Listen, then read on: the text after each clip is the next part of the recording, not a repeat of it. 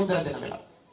செங்கோட்டையில மோடி அவர்கள் பேசும்போது என்ன சொன்னாங்க, ஐயா நம்முடைய நாட்டுல நல்லாட்சி வளர்ச்சி இரண்டும் இரண்டு சக்கரமாக இருக்க வேண்டும், அதற்காக நான் பாடுபடுவேன் என்று சொன்னார். 2014 மோடி ஐயாவுடைய முதல் சுதந்திர தின உரை செங்கோட்டை.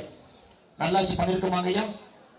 ஒரு ரூபாய் லஞ்சம் இல்லாம மோடி அவர்கள் மட்டுமில்ல, மோடி கொண்டிருக்கக்கூடிய 75 அமைச்சர்களும் சரி, நேர்மையான ஒரு clean government, corruption free government, ஒரு அற்புதமான ஆட்சியை 10 ஆண்டு காலமாக நம்முடைய நாட்டிலே பார்த்துக் கொண்டிருக்கிறோம்.